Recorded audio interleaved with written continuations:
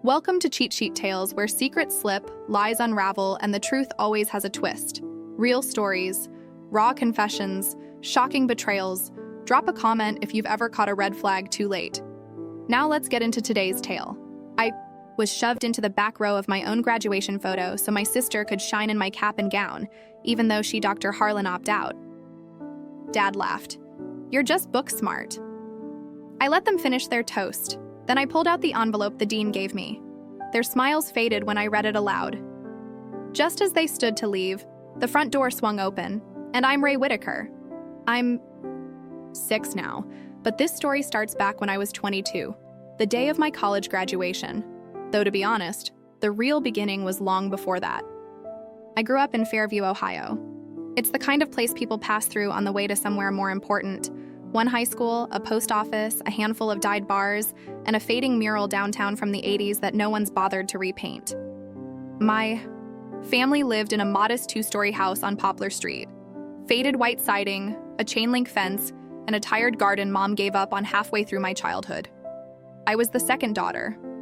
My older sister Tessa was 3 years ahead of me, and from the moment I was old enough to notice, she was it.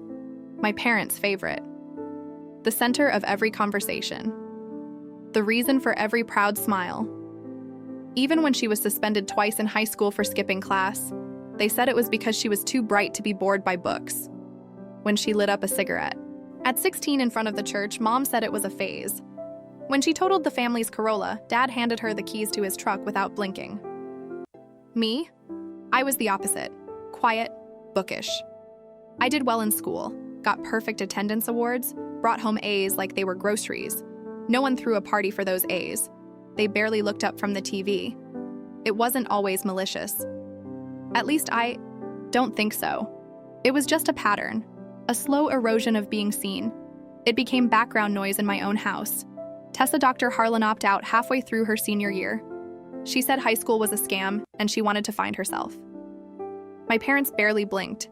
Dad actually gave her a few Dr. Harlan bucks to get started. She moved in with a friend across town, bounced between random jobs, bartending, dog, grooming. 1 month she tried painting. The next, she was starting a YouTube channel. Meanwhile, I quietly finished high school, applied to college, and got a full scholarship to Ohio State. I cried when the letter came.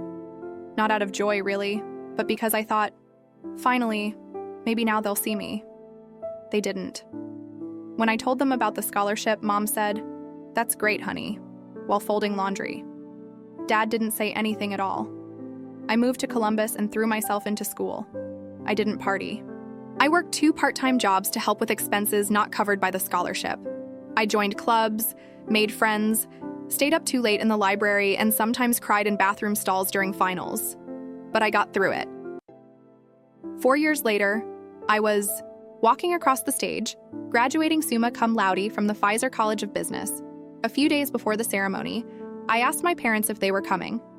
"Oh, do we have to sit through the whole thing?" Mom asked. Dad muttered, "We'll come to the dinner party." So I rented a backyard tent for a small celebration at their house after the graduation. Just close family. I bought all the food, cleaned the yard, even paid a local girl to help set up tables and chairs.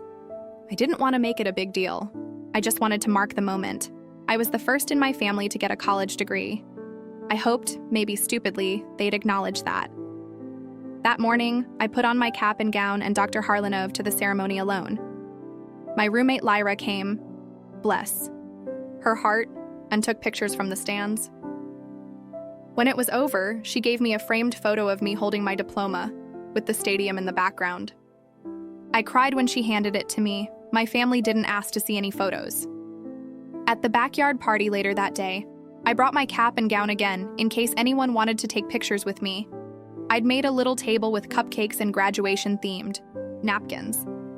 I even laid out a few of my honors cords because, again, I wanted to share this. We were maybe 30 minutes into things when it happened. Dad picked up the cap and laughed. "Hey, let's do a fun one. Tessa, try this on." Before I could respond, Mom was already placing it on Tessa's head like it was a tiara. Tessa beamed. I was standing right there, in my gown. Then Mom said, "Let's get a photo. Ray, kneel in front. Make sure Tessa's front and center." I was too stunned to speak. The woman who hadn't graduated, who hadn't even set foot on a college campus, was now wearing my symbol of achievement. And they were posing me like an afterthought in my own photo. So I knelt. I smiled. I swallowed. The lump in my throat. Because that's what I'd always done. Then Dad raised his beer and said, "To our star." Tessa raised hers back. "Cheers to me." "And Liana too," Mom added. "Of course." I stood up. I walked to the cooler, pulled out a small manila envelope from my bag, the one the dean had given me at the private reception for honors graduates. I hadn't opened it yet. I wanted to do it with my family. "I want to read something," I said. They turned. Dad was smirking. Tessa was fixing her lip gloss in a compact mirror. I opened the envelope. "Dear Miss Whitaker," I began, my voice surprisingly steady. "We are pleased to inform you of your acceptance into the Columbia Business School Early MBA program. You have been awarded the President's Fellowship and a full academic scholarship beginning fall 2023. Silence. Mom blinked. "Columbia?" she echoed. "In New York," Tessa added as if that was the part to focus on. Dad took a sip of his beer and chuckled. "Well, look at that. Guess you really are book smart." The words hit like a slap. "I worked my ass off," I said louder. "Now, for 4 years, while you were chasing whatever half-baked Dr. Harlanium you had, Tessa, while you—" I turned to Dad. "Didn't even ask what I majored in." No one said a word. "I did this on my own," I said. "And I thought maybe, just maybe, today could be about me. For once." Just then, as if on cue, the front door creaked open. Everyone turned. It was Nadine, my godmother, my mom's cousin. She hadn't been around in years after a family falling out no one would ever explain to me. But there she was, standing in the doorway like a ghost from the past, holding a beat-up leather binder. "I figured it was time," she said. Her eyes didn't leave my parents. "What are you doing here?" Mom said, eyes narrowing. "I came for Ray," Nadine replied calmly, "because I knew you wouldn't do right by her, and it's time she knew the truth." And that's when everything I thought I knew about my family started to unravel, baby and disappeared for a few months. I had my suspicions, but no one would talk. Your mom never wanted you. Your dad, he just wanted to pretend they hadn't lost a child. I stared at the photos. My throat burned. I suddenly remembered that year. Flashes from childhood. I'd never thought twice about my mom leaving for weeks, coming back thinner, sadder. I was told she went to visit her sister in Illinois. There had never been any photos of her there. My knees felt weak, and I sat down on one of the lawn chairs, the plastic groaning under me. "Is this true?" I asked, not looking at either of them. Mom burst into tears. Dad stayed quiet. "Say something," I demanded. Mom finally sobbed. "I didn't want to do it. Your father, he said we couldn't go through the pain of trying again. He knew someone. It happened so fast. They said you'd already been born, that no one wanted you. We thought it would just be easier." "Easier," I echoed, my voice cracking. "We were grieving," she yelled, her voice suddenly sharp. "You were supposed to make it better," Dad finally spoke. His voice was flat, cold. "We gave you a roof, food. You got your education, didn't you?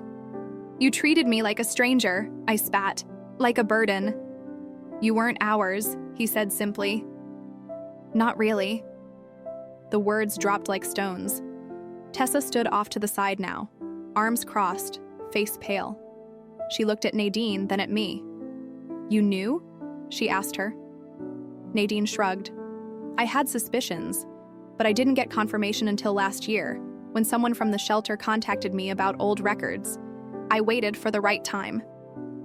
"And this is it?" Mom snapped. "At a party?" "No," I said, standing again. "At my graduation." No one said a word. The neighbors' wind chimes tinkled faintly in the breeze. Somewhere down the street, a lawnmower buzzed to life. The world outside continued, like none of this had just shattered the center of mine. I looked at Tessa.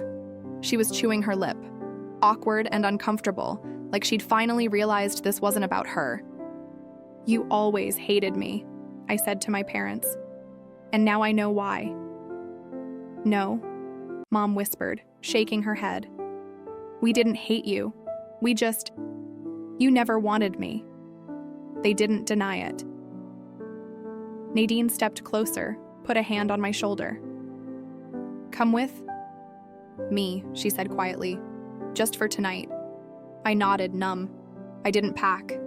I didn't grab the photo of me in the cap and gown. I just walked out of that yard with Nadine and got in her car. Behind me, I could still hear Cher asking, "Mom, what the hell just happened?" Mom sobbing. Dad yelling something about people always digging up the past. I didn't turn around. We drove in silence for a while before Nadine finally spoke again. "I tried to stay in touch after you were born. I used to send cards, letters. They sent them all back. When you were little, I'd show up sometimes, pretend to visit the family. But I just wanted to see how you were doing. Why didn't you tell me sooner?" I asked. "I didn't have proof until last year, and I didn't want to destroy you unless I had to." "Too late for that," I muttered. We stopped at a gas station off I-71. I went into the restroom and stared at myself in the mirror. Same brown eyes. Same crooked front tooth I never got fixed. Same girl.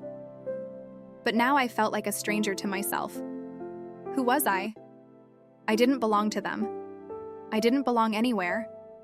And yet, I'd made it. Everything I'd accomplished. I had done that without their help. Without love.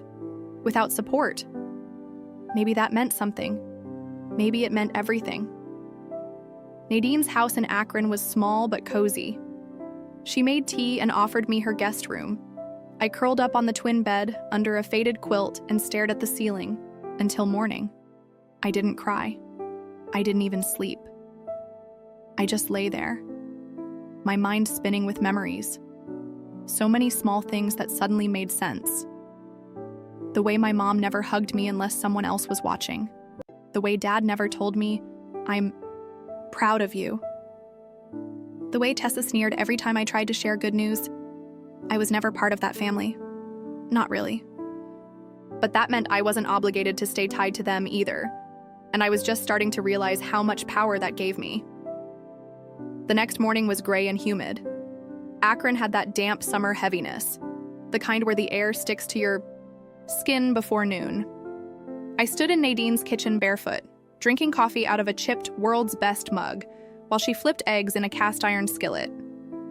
Neither of us said much at first.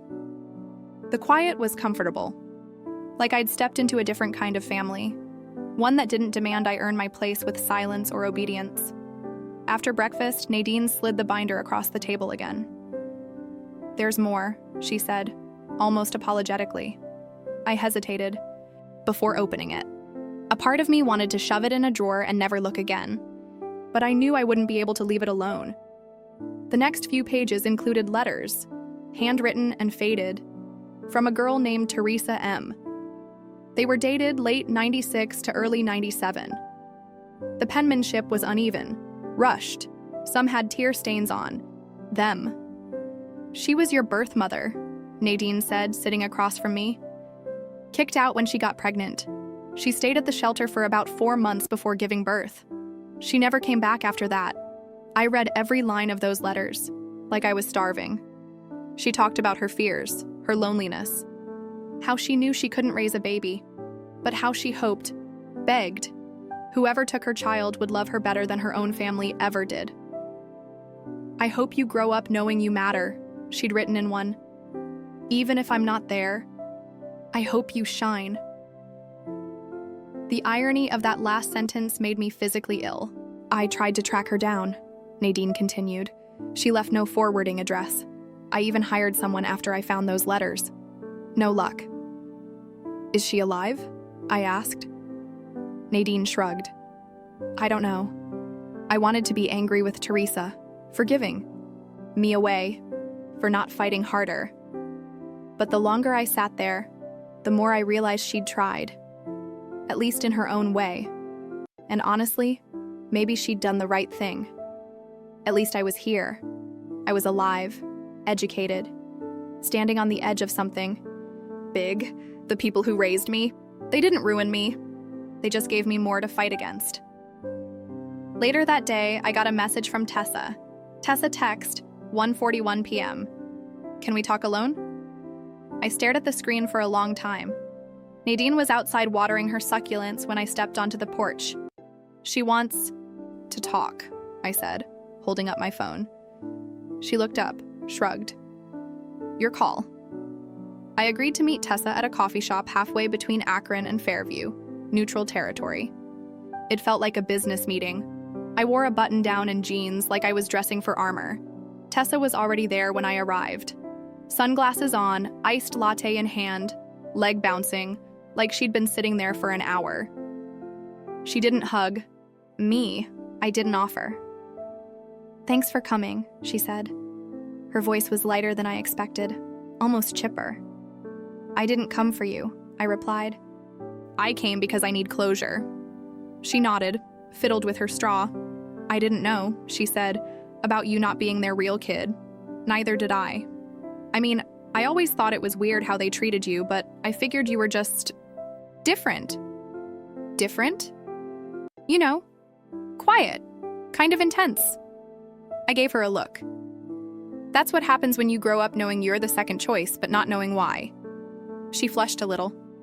Look, I'm not here to defend them. I think what they did was messed up, but I'm also not here to apologize for being the favorite. That's on them, not me. I laughed, bitter and dry. You're unbelievable. No, I'm just real, she said. And I know we're not close, Liana, but I don't hate you. I never have. I just didn't think we had anything in common. You mean like parents? She paused, biting her lip. I guess. We sat in silence for a moment. You know what the worst part is? I finally said. Even after learning I was never really theirs, it still hurts that they didn't love me. Tessa didn't respond. She just stirred her drink. They could have tried, I continued. They could have given me something, but I got their leftovers, their silence, their resentment. She looked down at her lap. I used to wish I was you. That stunned me. Excuse me? She gave a weak smile. You had direction, you had discipline, you knew what you wanted. I never had that. I just coasted. Let them love me because it was easy. Know what to say to that. We didn't hug when we left. No Dr. Harlan-amatic reunion, just a nod and a quiet goodbye. When I got back to Nadine's, she was on the couch knitting a lopsided blanket. Well, she asked. It was weird, I said, sitting beside her, but maybe helpful. She nodded without looking up. Closure doesn't always feel good. Sometimes it just feels final. I stayed with her for 2 more weeks. During that time, I started paperwork to legally change my last name. I didn't want to carry Whitaker anymore. That name had been a weight around my neck my whole life. I chose Albridge, Nadine's maiden name. When the clerk asked why I wanted the change, I said, it's the name of the woman who showed up for me when it counted. The name felt strange at first, but it also felt like mine. Not something inherited, something chosen. During those weeks, Columbia reached out again. They needed my final documents. I sent everything over with trembling fingers. Part of me still didn't believe I belonged. Even after everything I'd achieved, there was that tiny voice whispering, fraud, imposter, mistake. But the email that came a day later made it official. Welcome to Columbia Business School. We look forward to seeing you this fall. Nadine cried when I told her. The kind of crying I always imagined a mom would do. Unfiltered, proud, full of joy. I sat in her kitchen, watching her wipe her cheeks with a dish towel, and for the first time in a long time, I felt held. Not because someone said I had to be loved, but because someone chose to love me, and I still had so much to figure out. Where I came from, who Evelyn really was, whether I'd ever want to speak to my parents again, whether I'd tell people at Columbia the story, or bury it in the deepest part of me. But for the first time, the future wasn't a dark hallway I had to walk alone. It was wide open, and I was walking toward it, not looking back. Summer rolled on. Ohio's thick, heavy air gave way to warm August evenings.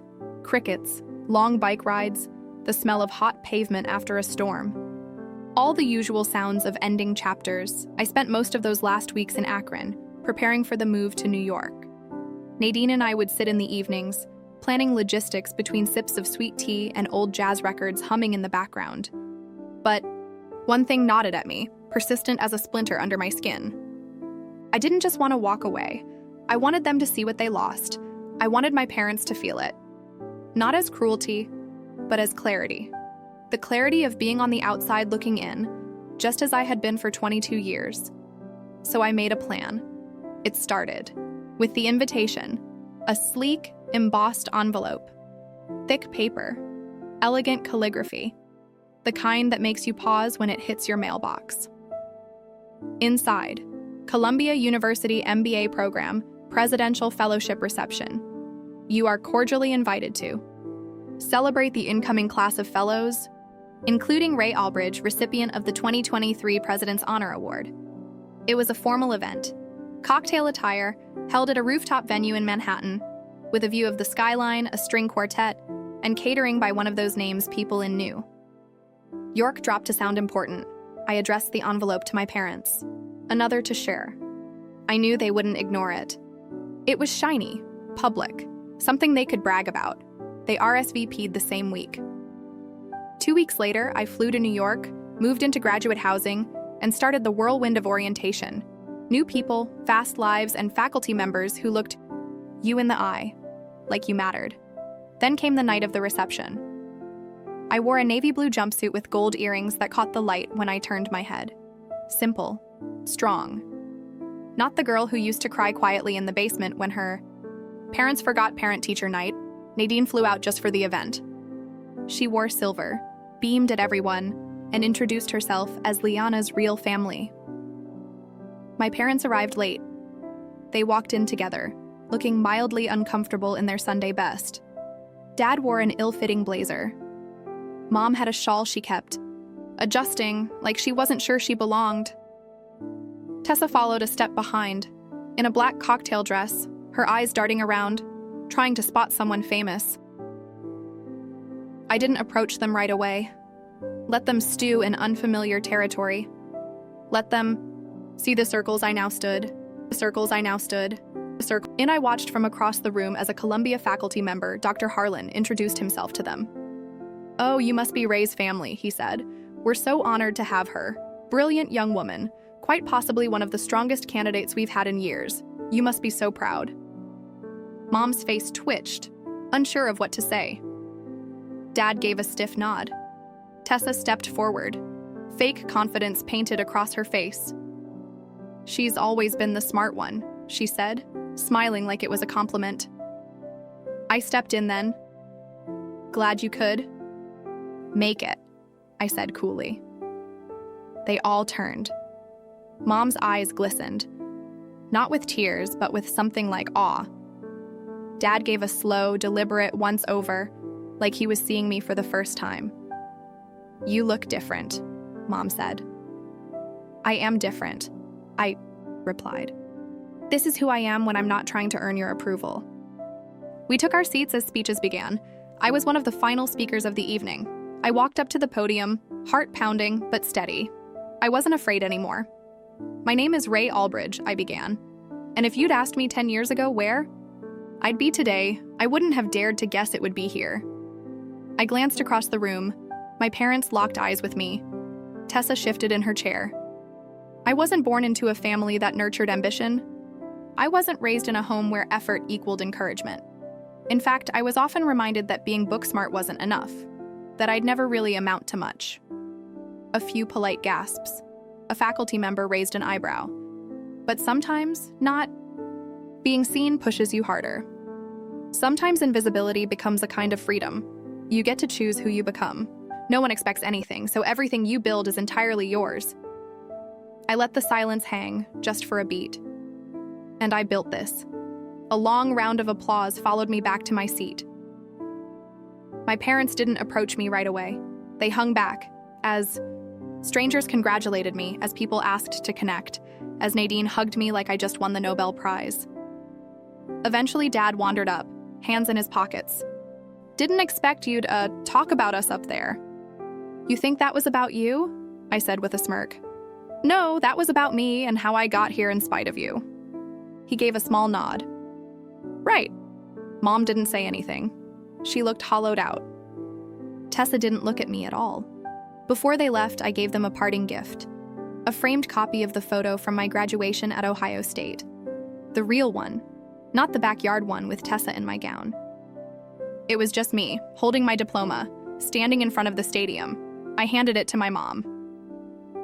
"This is the one that matters," I said. "You missed it. Thought you might want a copy."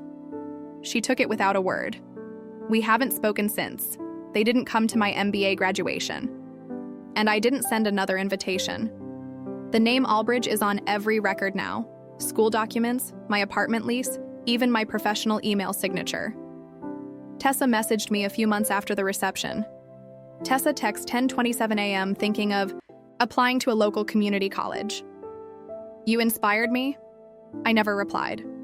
Some things don't need answers. My revenge wasn't loud. It wasn't cruel. It wasn't even planned at first. It was simply living better. Thriving. Becoming the woman they never believed I could be. And making sure the whole world knew it, while they sat quietly in the back row watching, right where they always put me.